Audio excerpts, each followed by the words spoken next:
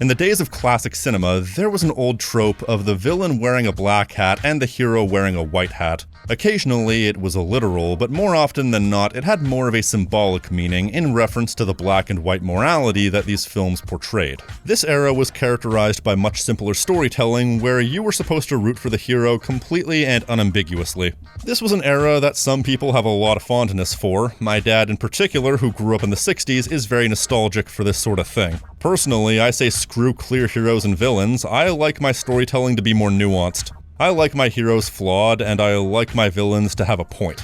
But something of supreme difficulty is to be able to write a character that is simultaneously a hero and a villain, or perhaps neither, depending on how you interpret it. Somebody who is antagonistic, perhaps even a bit psychotic, but is completely on the level. These characters tend to be enigmatic, the type of people you can never truly get a feel for. One such character exists in GTA San Andreas, a game filled with characters who run the gamut of flawed yet sympathetic heroes, villains with a point, pure evil villains, and even a few characters who are basically decent human beings. Though they are few and far between. Then there's Sweet, who's just kind of awful. But the one character that sticks out to me the most as far as being an enigmatic character who's simultaneously or possibly neither a hero or villain would be Mike Toreno. To me, he is one of the most interesting characters in the game because of this. A person who treats you like the dirt beneath his boot, yet he relies upon you for all his dirty work. A character who appears to be psychotic and completely off his rocker. A character who you can never truly get a feel for, yet he is one of the most sane people in the game when it all comes down to it. A person who seems like he's blackmailing you and will never give you what he promises, but ultimately is a man of his word. So let's take a look. Mike Toreno is introduced into the plot very matter-of-factly to the point where at first you're not really supposed to pay him any mind. At least not compared to anyone else you're directly involved with at that point in the game. He's introduced in the mission photo opportunity as part of the Loco Syndicate, a conglomeration of gangs, pushers, and pimps from all around the state that gather together for one shared goal: distributing drugs for massive profit. Toreno is introduced as basically the big business baron, a supplier and high-level logistics administrator for the Syndicate. Basically, Mike is the brains, T-Bone is the muscle, and Jizzy is the guy on the ground distributing through his street businesses.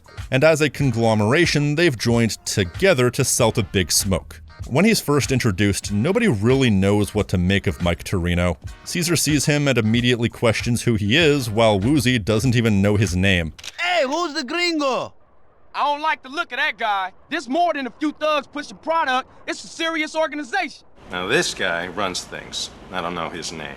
And the enigmatic nature of his involvement even goes as far back as the prequel movie that explains the backstory of the game. There's a brief cutscene with him and T-Bone. We see Mike in the beginning steps of setting up the Loco Syndicate, making secret arrangements with the buyer who we presume is Big Smoke. Okay, it's vital that it goes ahead. History will understand. Look, I've done a lot of work, but trust me now. From what we learn, he has contacts down in Panama who can give them all the cocaine that they want completely untouched. He wants to make a deal to give the stuff over to his contacts in Los Santos, which could apparently make him and T-Bone upwards of $100,000 a month, little to no risk. This entire chapter here is the fruit of their labor. It's through this prequel where you see him for the cold, calculated, callous, and other C-words man that we know him as. He comes across as utterly psychotic. This continues when we first meet him, as he's immediately antagonistic, even threatening to shoot CJ after CJ saves the guy. All because he's an unknown piece to the puzzle. Who the fuck is this? Hey, that's one of Jizzy's clowns. Relax, Weddle. Now, if you recognize that voice but can't place it, Mike Toreno is notably played by none other than James Woods. James Woods does a tremendous job as Toreno, playing the character with a really good subtlety to the point where you understand how he's the type of character who can take your head off at a moment's notice while never needing to raise his voice that much. It's a fine line to walk to play a character as simultaneously intense and subdued, and I feel like James Woods does that really well. Say what you will about him, but he's a talented voice actor. But still, at this point, you don't get the full range of what he's capable of because he's still enigmatic, and it really is that enigmatic nature that makes him compelling at this point. Feel free to take a shot for every time I say enigmatic. Enigmatic. You don't really know what to make of him, and you barely know anything about him, and that's by design, both diegetically and non-diegetically. Of course, based on later context, we know that he knew who you were. Presumably, after he took your wallet and looked at your ID, he looked you up in some sort of government database off-screen, and from there, kind of just let the chips fall where they were going to. Give me his wallet. What? Hey, get over. Quit struggling and concentrate on the road. Here you go, Mike. Carl Johnson, huh? All right, I've seen enough here. Which might mean that this moment was presented as a joke between him and T-Bone, but to Toreno, he was actually testing you, seeing how mentally tough you were and seeing if you were worthy of working with down the road. But for now, he is certainly not the type of character you're supposed to think about too deeply. He's supposed to be another member of a crew you're going after, but there are some early clues to his involvement with the plot. Much like how if you know where to look, you can see the betrayal of Sweet coming from a mile away. You get the sense that he's more powerful than he's letting on, and he knows more than he's letting on. But they keep up the act of making him feel inconsequential for a long time, up to and including when you finally start taking out the Loco Syndicate members, and eventually take out Toreno himself. He's ostensibly escaping the city via helicopter, notably launched from the helipad at the police station, which may or may not give away the fact that he's some sort of government employee, or maybe it's the only helipad the city had. But either way, you take down his helicopter and you think it's all over, but then twist, you start to get phone calls from a mysterious man using a voice modulator that tells you to do what he says for the sake of your brother. Now, if you want your brother to go to sleep tonight with his tongue intact, get your ass over here. Goodbye. Of course, as the old trope goes, when you hide the identity of a character, you're not just hiding it from the people in the story, you're also hiding the identity from the player as well. Therefore, it needs to be a character that you already know, otherwise there's no point in the character's identity being a secret. So they wouldn't have done this had it not been a big reveal. Hence, after proving yourself worthy of doing a bit of dirty work, it's revealed that the person on the other end of the phone was Mike Toreno himself. Suddenly, the mastermind behind the Loco Syndicate is standing right in front of you, alive and well. Because, as another old trope goes, if you don't see a body, they ain't dead. Or at least they're much more likely to be alive. CJ is afraid for his life, but he's also in no real danger, at least from Mike Toreno himself. This is where he lays it all bare. It turns out Mike Toreno was not actually part of the criminal underworld, but rather the criminal overworld, that being the government. It's never specifically said what government department he works for, but given his affinity for upkeeping the American status quo by undermining foreign regimes that aren't friendly to Uncle Sam while propping up regimes that are, and his involvement in the Latin American drug trade, it's pretty obvious he works for the CIA. This is where the full breadth of his personality is displayed. He's mostly the same, but neither he nor CJ have to pretend to be something they aren't anymore. He displays himself to be this duty-driven hyper-capitalist, dead set on preventing anything counter to what he sees as America's best interests from happening. Like, this is how he describes his worst-case scenario. I'll be a hero and I'll lose. And what do we have? Communism in Ohio. People sharing. Nobody buying stuff. That kind of bullshit. He has a rather interesting philosophy regarding his work and how he approaches it. You know, why he has to do bad things and why he simply can't fix all the problems going on in the world. It's all white knights and heroes. We have to make decisions, kid. You know, I try to set bad people on other bad people, and sometimes I let good guys die. He's your brother, but to me, he's just collateral. And we quickly learn that his philosophy regarding his work is that he accomplishes everything by any means necessary. Everything for the overall goal. And that's very interesting. This guy was directly involved with funneling drugs onto the streets of Los Santos vis-a-vis some friendly drug lords down in Panama, all for his own eventual benefit. To what end? To the end of funding friendly foreign regimes and drug suppliers that are in some way directly or indirectly helping uphold the status quo that he's trying to keep. The status quo of the USA being on top and capitalism not just being the right way, but the only way. He's a parody, but he's also a very believable parody of what government agents have done for ages, going as far back as the establishment of the CIA, and maybe even before that. The purpose of the agency is to protect America from foreign powers through strategic espionage and data collection, to stop issues from affecting American soil before they happen, but also throughout history, the CIA has been known to do a lot of scummier things than that in order to protect America's best interests. During the Cold War, there were multiple instances of the CIA destabilizing entire regimes and putting in puppet governments that were more keen to do America's bidding,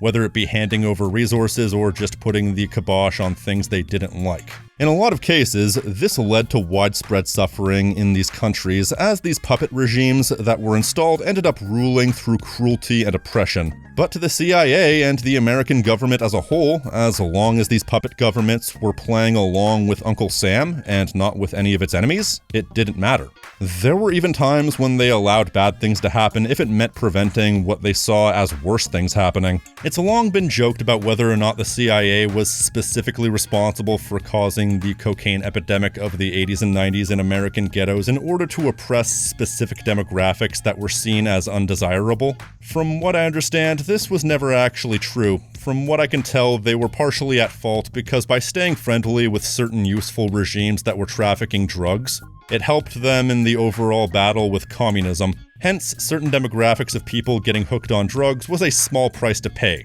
Allegedly. Though the whole socioeconomic issue is far greater than that, obviously. But even if it's not fully true, this character is built off a certain stereotype so ingrained in the culture that we all collectively understand what his character is, as well as builds off our idea of what the CIA was doing around this time. He is specifically funneling in kilos and kilos of drugs so that he can help fund his friends, then is able to cut the cord on the whole operation once it's served its purpose, without having to see any consequences. But the fact is, he could have faked his own death and quietly slinked into the background. Hell, if he really needed to, he could have probably stopped CJ from taking down the syndicate altogether. But he doesn't because he had gotten what he needed out of the whole ordeal, and with that, having CJ deal with it was probably much more expedient than dealing with it himself.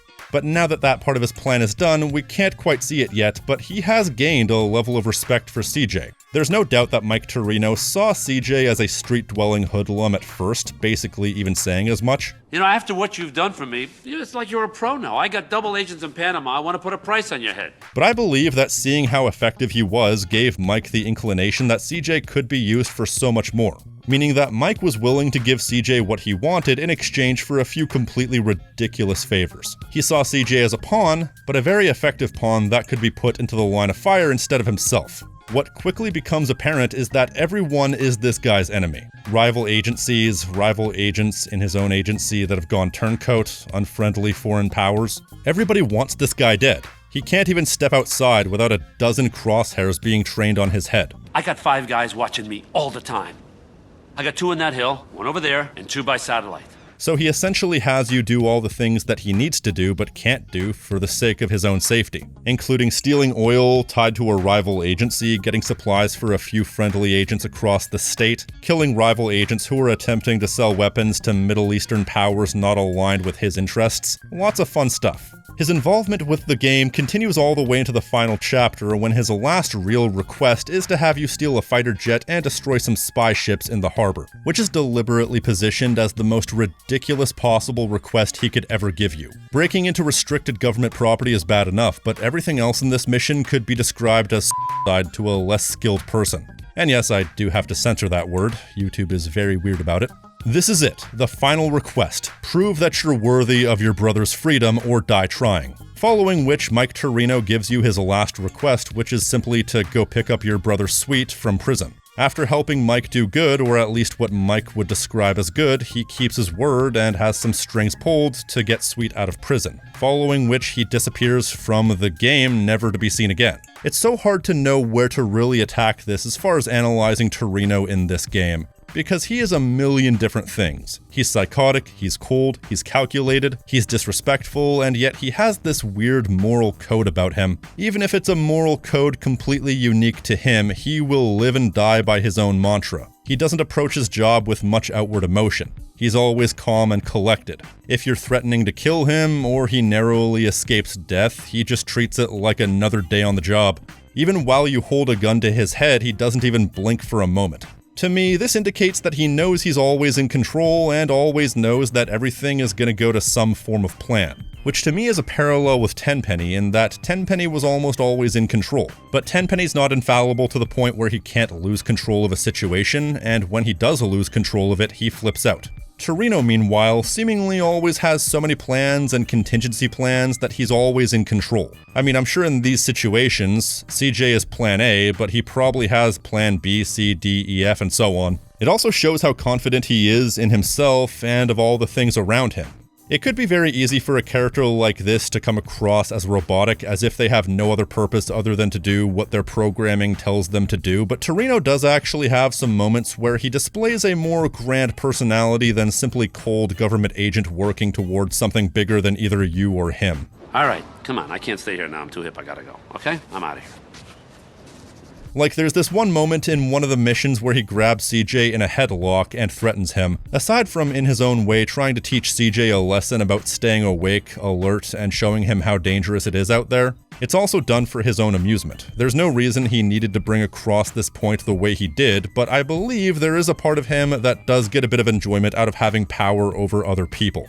Especially people who have no means of being able to fight back against him if he so chooses to express his superiority. It's kinda like Tenpenny in a way, except while Tenpenny does so because he's pure evil and enjoys belittling people who have no means of fighting back against him, and his sense of humor about it is dark at best, it seems that Toreno does this purely because he has a dry sense of humor about what he does.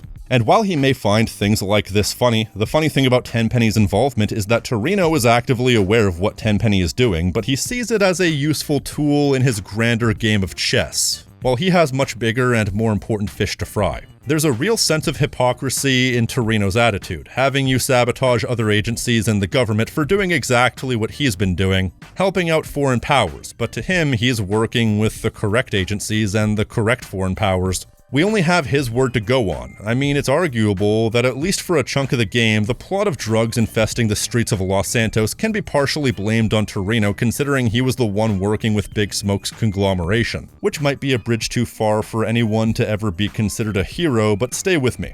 We demonize other characters like Smoke or Tenpenny, and yet we seemingly don't demonize Toreno in the same way. Well, Toreno could have easily turned around and been as bad as Tenpenny, if not worse, and yet it's through his eventual actions that he takes the divergent path and ends up being distinct from Tenpenny and ends the big mystery of how we should feel about him by making us feel more positively about him. He also has this casual, almost jovial attitude towards his job. Like in this moment where he instructs CJ to kill some government agents on his behalf. Kill government agents? Kill Schmill, come on, don't look at it that way, will you? Think of it as pest control.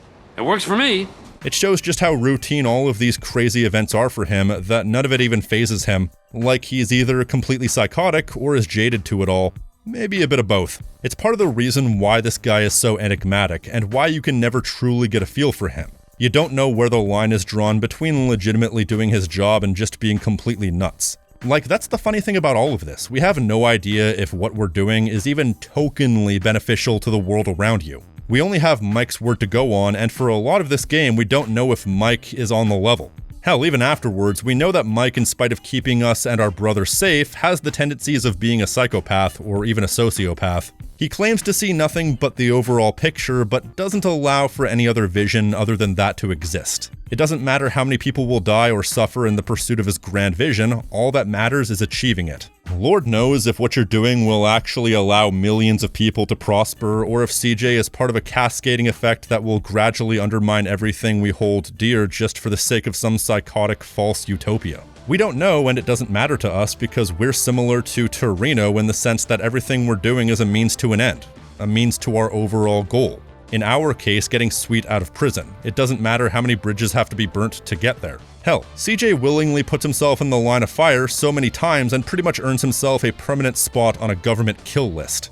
But that doesn't matter in the end, because in the end CJ gets away scot-free and Mike Toreno ends up being a man of his word. He ends up keeping true to his promise to get Sweet out of prison after CJ did all this work for him. I think this moment demonstrates a level of depth that he really didn't have before this. It recontextualizes Mike Toreno's entire character, because before this all we knew of him was that he was a complete pain in the ass, somebody we were forced to work with, who put us up to impossible situations, had us do tons of horrible illegal things, and who could have ultimately had CJ arrested once it was all said and done.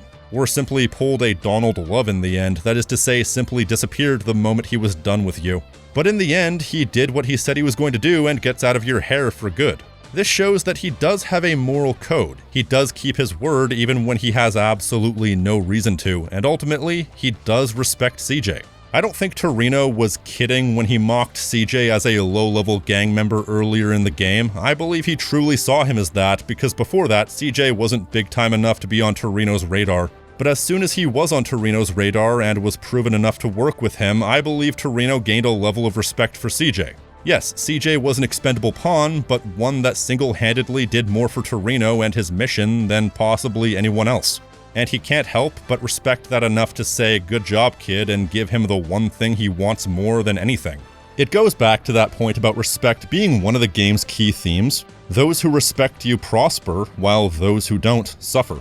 Then the fact he does disappear after this sort of leaves you wanting more. The character doesn't really get a resolution because it's almost on brand for him not to get a resolution. He was a government agent before he met CJ, and he's gonna be a government agent after leaving CJ's life. CJ is a small part in a much grander puzzle, and it's easy to see it as such. It's easy to see the fact that Mike Toreno's story is so massive, and yet we only ever see a small slice of it in this game.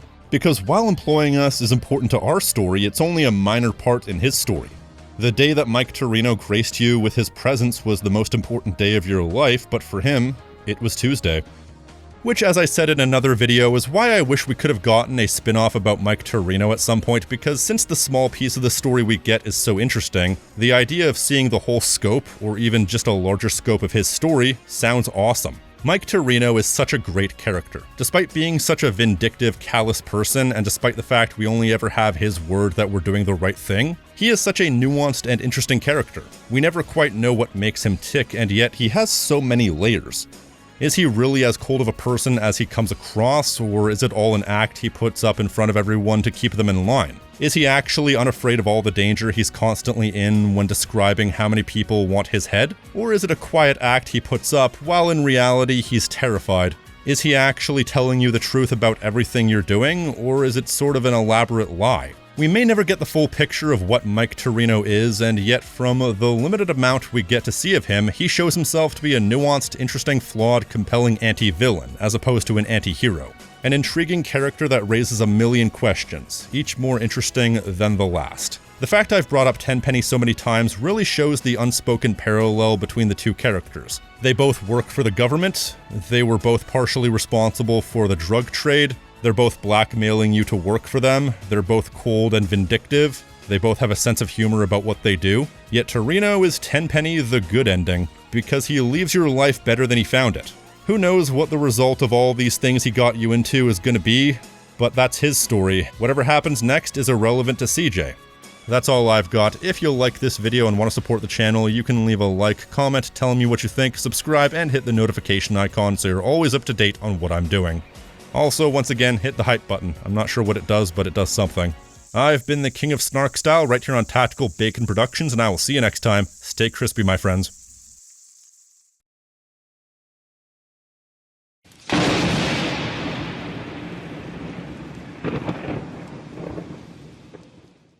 From what we learn, he has contacts down in Panama who can give them all the cocaine that they want completely untouched. And maybe even some shrooms with the chocolat.